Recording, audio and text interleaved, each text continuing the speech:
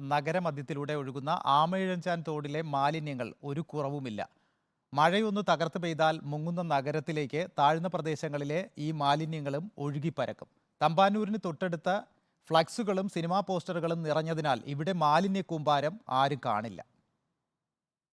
നിറയെ പ്ലാസ്റ്റിക് കവറുകൾ, കുപ്പികൾ, ഭക്ഷണാവശിഷ്ടങ്ങൾ. കഴിഞ്ഞ കുറേ വർഷങ്ങളായി ആമയിഴഞ്ചാൻ തോടിന്റെ അവസ്ഥ ഇതെല്ലാമാണ്.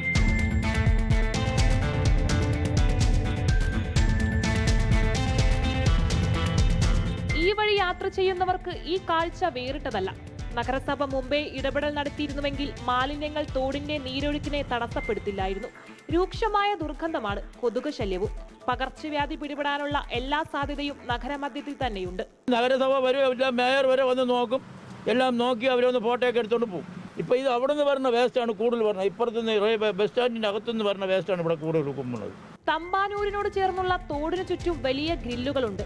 കൂടാതെ തോടിനു മുന്നിൽ വലിയ സിനിമാ ഫ്ലക്സ് ബോർഡുകളും കാണാം. ഇതുള്ളതുകൊണ്ട് നഗരത്തിലെത്തുന്നവർക്ക് തോട്ടിലെ മാലിന്യത്തിന്റെ ഭീകരത മനസ്സിലാവില്ല.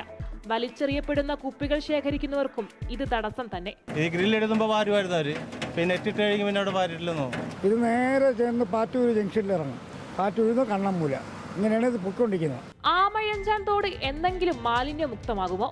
മാലിന്യ സംസ്കരണത്തിന് നഗരസഭ സംവിധാനം കണ്ടെത്തിയാൽ മാത്രമേ ഇതിനൊരു പരിഹാരമുള്ളൂ. അല്ലെങ്കിൽ മാലിന്യം പുറത്തു കാണാതിരിക്കാൻ സർക്കാർ തന്നെ സ്വയം ഫ്ലെക്സ് ബോർഡുകൾ നിർമ്മിക്കേണ്ടി വരും. വീഡിയോ ജേർണലിസ്റ്റ് സബിൻ ചതുരപ്പം, reporter Archana Raveendran, in reporter, Thiruvananthapuram.